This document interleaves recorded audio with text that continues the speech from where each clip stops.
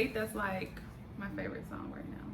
Your favorite song? One of my favorite songs. It's just like, it's a feel-good type of song. Like you can just, since we can't go anywhere, just ride around and listen to that song. Take a deep breath. How are you guys doing? Woosah. Woosah. Hey, how y'all doing? This is Josh and Keisha. Happy Passover. This is Passover season, so this is a great time to be alive, to be a believer. So happy Passover.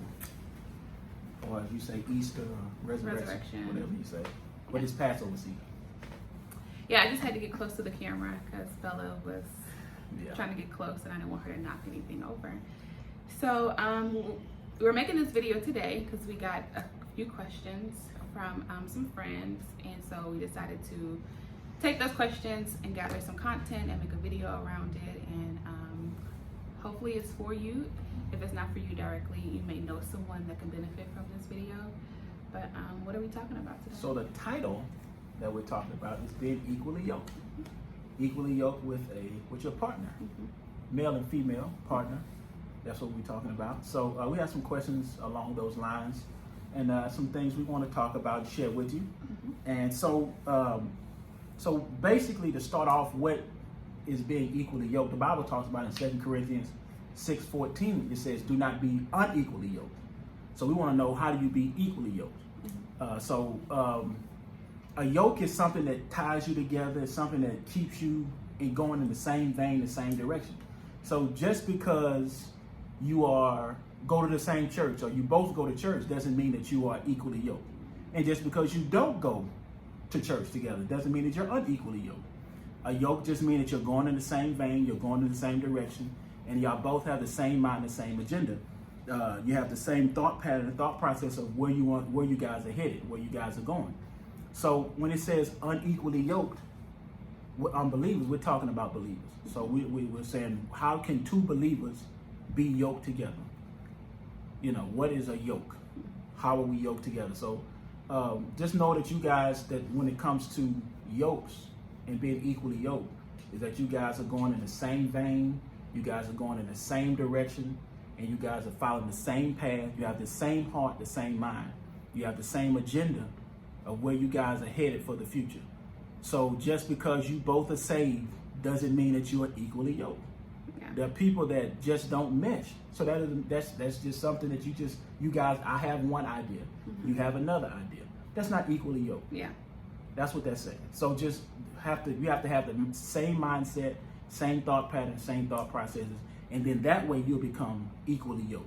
And that doesn't just pertain to relationships, like male and female relationships. True. It also applies to friendships. Friendship as well. So one of the examples that I gave Joshua the other night was, if one of my close friends, or if someone that I was friends with was a devout and open atheist, could I become best friends with her?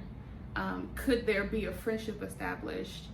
Is that an unequal or equally yoked relationship? And his response was profound, and in terms of, we're supposed to love everyone. Like, that's what we have been commanded to do, to love one another.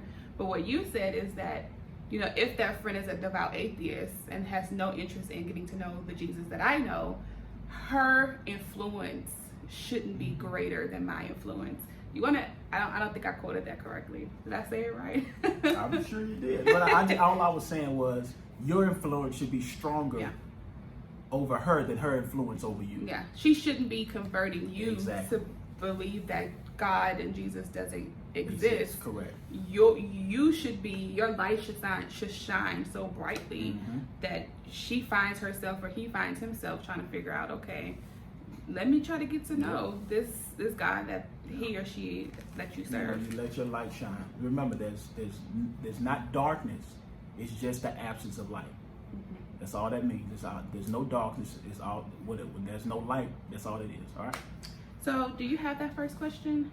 So one of the first questions that we got, you want to read it, babe? What happens when someone you're equally yoked with doesn't end up being your spouse? How do you cope? What do you do? So let me read that again. What happens when someone you're equally yoked with doesn't end up being your spouse? How do you cope? What do you do? I don't know. I'll let you take the first step. Okay. So what do? You know, so that it's not saying that you're unequally yoked, but remember I said yoke means that you are yoked together like an oxen, like you have ox, and they have a yoke around their neck, but they're going in the same direction. It keeps them tethered together and tied together. So how do you what happens when someone you're equally yoked with, it doesn't end up being your spouse? What do? Well, you just trust God, regardless. That's how we live our life. We trust God anyway. You just go on with your life, you know, and if that person that you choose to be with at the time comes back around, you know, you guys sit down and have a conversation, you talk about it, you come back together, reconvene. Yeah. So basically, all you have to do is trust God. Your life doesn't end because you don't end up with somebody, or you don't end up with that person. You might want to be with that person, or you might see yourself with that person, but in the end, it's between you two to make it work. Yeah. God places people in our pathway, in our lives, relationship-wise. What happens with that relationship is up to us. You know, that's it. One plant, one water, God get the increase. So what we do with relationships, how we handle relationship, that's on us. That's on our end. God puts people in our pathway, and whether we get the fulfillment of what God had in mind for that relationship, ultimately is, you know, we have to make it flow within God's plan to make the relationship work. Yeah, so you definitely want to pray. Another part of that is, you know, if you're feeling led to go to counseling, go to counseling. And that could be counseling solo, or you and that person can go to counseling together, because it could just be some communication issues that may have caused a disconnect in the relationship, that you guys just need to sit down with somebody unbiased, somebody with godly principles, who can possibly hash some of this stuff out strictly through conversation. So that's another aspect. Consider counseling. Consider counseling by yourself. Don't be afraid to go by yourself, because there may be some things that you need to work on by yourself and for yourself, so that if you two do come back together, you're coming back to the relationship better, and you're whole, and you're equipped for where the relationship or the friendship could go from there. Time. Some time heals. I believe that. I don't know if that's scriptural, but time for me, I've seen it work in my life, that when you kind of take a step back and you recollect and you go on, like Josh said, still live your life. You don't put a pause on your life because a relationship did not work out the way you wanted it to, but just take a step back, breathe, see what God is trying to tell you. God may talk to you the next day after the relationship is over. He may give you insight the next day. He may give you insight 3 months from then. You know, we don't control when God decides to speak to us about certain situations. So create that space and opportunity to hear from God, what exactly He's trying to say, and give the other person time to hear from God too. And in this season, God may just, in that season of not being together, God may want your focus somewhere else anyways. So if you put your life on pause because you're just distraught because this relationship didn't work out, and you're not moving, you're not progressing, you're delaying the process even longer. So just allow that time for God to speak to you and see what He's saying, and keep living. You just live your life, you know. You don't get, it's not, people look at relationships like it's 50-50. It's not 50-50. I don't give 50% of myself to Keisha. Keisha don't give herself 50% of me. I give Keisha 100% of me. She gives me 100% of her. 115. You give all of yourself. Just like you give all of yourself, you should give all of yourself to God. Give all of yourself, you know, to that person. But and during the process of you guys being apart, take time. If you at a 50%, if you were at 50%, build that other 50% up. Get to 100%. You don't, you know, you are a complete person. The Bible said we are complete in Him. Complete meaning whole, well-rounded. You are complete in God. That person doesn't complete you. They complement you. All right? So that was question number 1. How do you cope when you're in a relationship with someone that you were equally yoked with, but the relationship didn't work out? You pray. You trust God. You keep living. You consider counseling, either solo and or together. Because again, it could just be, you know, a one session or one therapy session kind of thing, where the mediator was able to just break the ice Yep. and drive in on what needed to be discussed to bring you guys back together. And if the relationship does not come back together as a relationship and it maintains a friendship, be okay with that. Like, you have to be okay. And we both learned in our lives that when God closes a door, I promise you it's because he has another door for you to open. Exactly. And it's a door that will exceed your imagination, exceed your expectation. So keep living. Like, this is not, That's right. it's not the end. Keep it moving. Better days are coming. Question number 2. Do you and Josh encourage one another to trust yourselves? And how, as a man, as a strong-willed woman, do you trust your husband even if you think he's not making the correct decision or prayed about whatever decision? For example, you want a career change, industry change, your hours, workload, pay, etc. may be the same or make more, but doubtful if you'll be successful in the new role or industry. How do you and Josh support and encourage each other to trust that this is what you're really called to do? I know That was a lot lot. of questions, a lot to take in. That was a lot. So what was the first part? Do you and How do Josh? we trust each other? Yeah. Okay. So I think the meat of the question is, how do I trust him as a strong-willed woman if I feel like he's not I'm making... not the strong-willed woman. Yeah. You point at me. I'm not the If strong- I feel like he may not be making a decision that's best for the family, and vice versa, because sometimes he will allow me to make a decision, and I may not always make the best decision. So in marriage, for me, I'm learning that sometimes it's trial and error. Like, you have to figure things out as you go. So as a strong-willed woman, me, something that I learned through Josh is that I have to trust Josh through God. And he could probably explain it more eloquently than I can. No, she can explain it just fine. But meaning that in terms of fidelity, like, I can't be following him to work because I want to make sure he's at work. I can't be calling unknown numbers in his call log because I want to know who he's talking to.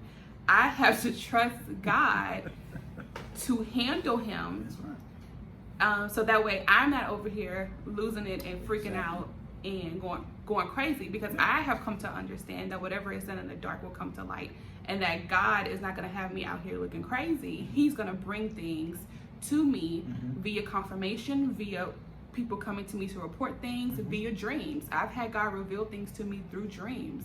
Not about me. Not about him, no. That's not about me. So you have to trust your boyfriend, your girlfriend through God when it comes to decision making. Yeah. And then I'm kind of getting ahead of myself, but more than likely in the lifetime of your relationship, there's going to be a decision made that's not going to benefit the family. And of course, you want to avoid those moments, but it's going to happen, so you have to extend grace. Like, if Josh made a financial decision today that was detrimental to our family, number one, divorce isn't an option. That's right off the bat. Like, I may be angry. Well, not angry, but I may be upset, but we're going to work through it, and we're going to find solutions, and I'm still going to respect him. There's not going to be any loss of respect. And we come together as a team, and we go to God as a team, and we figure this out. So that's just a little bit of the answer to that question. But So do you want to yeah, elaborate? so don't make decisions without your spouse. Yes. Without discussing things together. As the man, sometimes we want to rule with an iron fist, and we want to. I'm the man.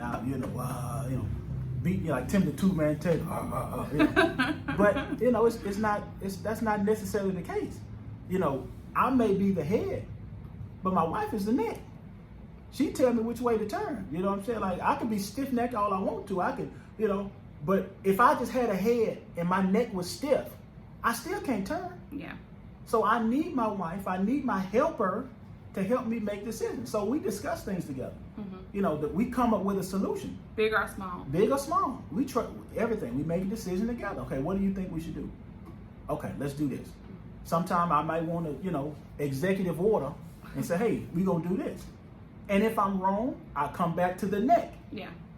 And that's where submission comes into play. Exactly. Like, right there, that's where submission comes into play, because if he makes an executive order, I have to trust that. Trust it. I have to submit to that. Exactly. And then we just go from We there. go from there. Mm-hmm. You know, I prayed about it. I made the right decision. But if I miss it, it's like I look at it like sin in a way. So sin, if you think of the word sin, you think of it in archery terms. This is the whole idea behind sin. So sin is missing the mark. Sometimes as a man in decision making, I might miss the mark. But the awesome thing about sin, if I was the archer and I had a bow and an arrow and I shot the arrow and I had a referee, I would holler out sin if I missed the mark. Mm-hmm. And the referee would give me another opportunity to do it over. Mm-hmm. That's the idea behind sin. So if I missed the mark in the decision making process or being and I didn't come to Keisha with the answer, or that I had an idea or something, I come back to Keisha and say, hey, Keisha, I missed the mark. Yeah. And she's not gonna, I told you, yeah. I should have never listened to you. They told me not to marry you. No, she's not gonna do that. Yeah. She said, okay, this is what we're gonna do. I might give him a side eye. She gonna give me the side eye. Yeah. But she's not gonna downplay me. Yeah. She's not gonna put me down. Yeah. What she's gonna do, we're gonna come back together. So now next time, my thought process will be different. Yeah. Now I'm going back. Hey, Keisha, instead of missing the mark this time, I'm going straight. Yeah. I'm going straight to Keisha. Hey, yeah. What do you think about this? Yeah. You know, so you have to use wisdom as far as being a man and using godly wisdom. That just because you're the man doesn't mean like you're just a authoritative figure and everybody I rule with an iron fist, but you still need to have wisdom. Yeah. If your woman is more wise than you, use your wife. Yeah. And that so that goes into submission, like I just mentioned, submission and leadership from a male perspective. Yep. So if you want me as your wife or future wife, which let me just say, if you're boyfriend and girlfriend, you don't have to submit to one another. Submitting is covenant. We're talking about covenant. But as a woman, and I'm looking at my husband, I came into the relationship looking forward to submitting to my husband, but he needed to give me something to submit to. That's right. And so speak on that a little bit about just men and leadership and accountability partners and having just that leadership that the family will need. Yeah, men in general is not an easy job. Being a man, being a leader of a family, it's not an easy job, and it can be difficult at times. So submission is not I know we talk about in Ephesians 5, wives submit to your own husbands, but you have to give your wife something to submit to. So God's order, the order of the family, God, husband, wife, kids. That's the order of the family. God, husband, wife, kids. That's the order of the family. That's the four. That's the way God set it up. And so how do we know God set it up? Because that's the way he created in the beginning. There was God, there was Adam, there was Eve, then there was the children. So that was the order of God. But the husband has to give the wife something to submit to. So what is submission? You have to understand what submission is. Submission is just she's not your doormat. She's not somebody you walk over. She's not somebody you beat down. Submission is sub, meaning under, mission, having an agenda, having a goal. So we are people who are under one mission, one agenda, one goal. Yeah. That's all that means. Yeah. When you submit to your husband, you're submitting to the vision. You are coming under the vision. You're coming under the decision-making process. You're becoming under the agenda that we have for the family. Yeah. So you have to give your wife something to submit to. So if you don't submit to God, first and foremost, does she have to submit to you? Submission is a process. Listen, if she get her direction from God, and you're not a believer, you're not walking with God, you're not getting your answers from the Most High, then she's your wife. You are in covenant. Now she still should use wisdom. She shouldn't disrespect you. She still, we're not talking about that. But as a man, your number one goal is to hear from God. Yeah. You got to hear from God from your whole family. That's your job. Yeah. You got to take care of the family. And it's going to be difficult. Yeah. Well, I can imagine from a male's perspective that it's going to be difficult if you haven't been raised with this information. True. If you haven't spent time on your own learning this information from the Bible. Yep. And even more difficult if you don't have men in your life that can teach you this as well and can help reinforce this. Because I know y'all praying for Josh, because I could be a handful sometimes. So I know that it's a daily process. Yeah. It's something that Josh is growing into, and there may be instances in our marriage where I may be off on the ledge, and he will need to reach out to someone like, okay, this is going on in my marriage, this is going on in my house.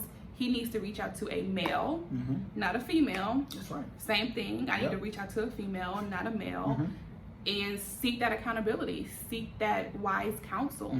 So if this is new to you, some of the stuff that Josh just said about being a leader and being, the head of your household, if you don't understand this, then you need to ask questions. Like, you need to come to understand this before you buy the ring, before you propose. This is like foundational stuff that you need to know beforehand. So that's accountability partners. Like, I need that, he needs that. We need people that we can cling to and grow from. We're a team. I'm just reading some of my notes that we made. We're a team.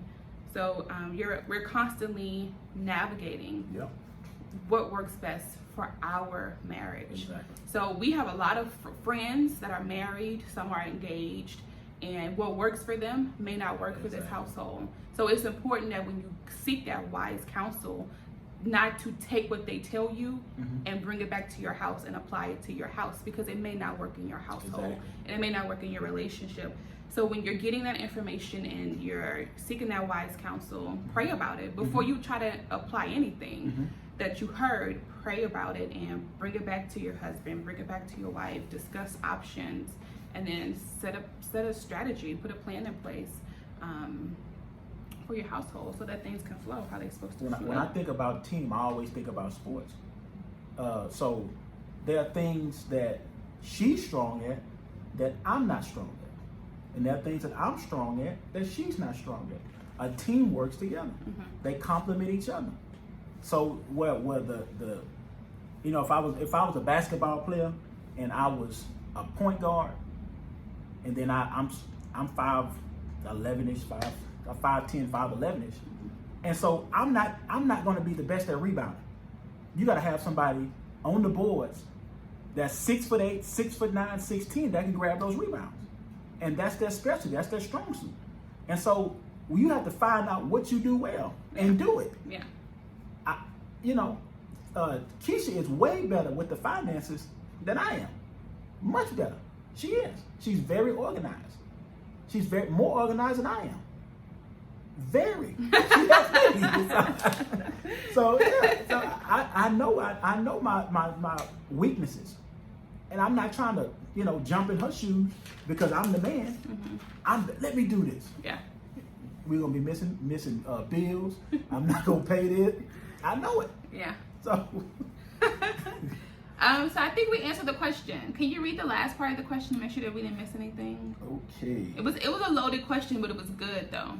How do you and Josh support and encourage each other to trust that this is what you're really I gotta read the whole part there. Okay. I think we answered it. We answered the whole question. We did. We answered it now that I read it.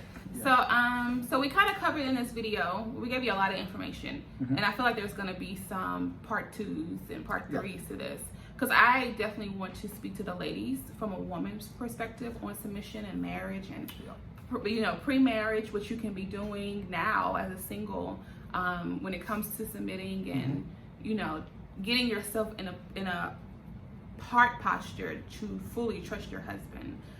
Because you have to, like, I can be a control freak sometimes, and I'm learning that I don't have to be in control about everything, and I don't always have to make, since I was single for so long, every decision that was made by me. So I've come a long way, I think, in terms of coming to my husband and saying, okay, this is what I'm thinking, can we do this? And I think it started off kind of funny because I would ask him permission to do small stuff, and he would be like, you don't have to ask. But it was important for me to go through that process and ask those small questions so I can train my mind to come to my husband and ask him questions and his thoughts and insight on big and small issues. So if you, just a quick recap, if you were, the first question was dealing with, you know, if you were dating someone and y'all were equally yoked, but the relationship didn't work out, how do you cope? Pray. I mean, prayer and pray is like a very cliche answer in these days, but that is the best answer, honestly, that we can give you. Is to pray about what's next for you, whether the guy or girl is in the picture or not. Seek counseling. Go by yourself. Work on you, or you know, if you and the person are still close and you want to go to counseling together, go together. Get with somebody that's unbiased, somebody that doesn't know you or him. Time. Just give God that opportunity and space to speak to you and him individually. Trust God. Trust God. Trust God. That's it. Keep living. Live your life. Keep living. Have peace. And then trust. And the second question that we had received is, how do we trust each other? As a strong-willed woman, how do I trust him if I feel like he's maybe not making the best decision? I have to trust him through God. I have to say, God, you created this man. Only you can change this man. Right. So he wants to do X, Y, and Z. I've stated my opinion. I gave him facts. I gave him receipts. That's right. And if he still wants to move forward, I have to trust the vision that God has given him. And whatever happens. If it blossoms and turns out to be a multi-million-dollar adventure, yay. If it plummets, it's still a win, because we're going to learn so much from that opportunity. So just trust. You said something. I shouldn't have closed my notebook because I wrote it down. But you said, if you choose him as your husband. This is for ladies. Listen. Then trust him and lead you. Say it again. I cut you off. If you choose him as your husband, then trust him and lead you. Exactly. And never stop praying for your husband. Exactly. Never stop praying for him. He needs prayer. You know, so, you know, when he goes out into the world, it's like he's going out into the lion's den. You know, there's so many spirits that's coming against him on his job, and you know, from women, you know, from his boss, co-workers. You know, there's so many things out there he has to fight against. So his prayer, your prayers for him, is what's keeping him lifted, keeping him uplifted, keeping him built up. You know, so when he comes home, you know, when he goes out in the world, if you got a woman that supports you and has your back, man, you feel like you can conquer the world. Yeah. You feel like you can conquer. This is scripture in Psalms where David says, through that power, I can run through troops. Through that power, I can leap over walls. That's how a man feel. Yeah. When he has the support of his wife. So never stop praying for your husband. Trust your husband to lead you. Yeah. I think that was it, babe. I think we did good. We did good. So we did good. We gave ourselves our own compliment. No, I'm talking about I'm talking about time. I don't know what she's talking about. So yeah, I expect some other videos to come from this. If you have questions, email us Josh and Keisha Fields at Gmail. So that's Josh and spelled out A&D, Keisha, Keisha Fields at gmail.com. If you're watching this video on YouTube, make sure that you comment at the bottom of the video, you subscribe, and you just share it, like it. Follow us on social media, Facebook, Instagram. We want to hear back from you guys. As you guys give us questions, we'll gather these questions and then make videos from these questions, write blogs from these questions. Continue to stay safe, continue to be well. I'm optimistic that there's light. I can see the light at the end of the tunnel. Very limited social distancing to happen in the future. I see quarantine being lifted pretty soon. Am I being prophetic right now? Being prophetic. Thank you guys for your support. See you guys next time. Bye-bye.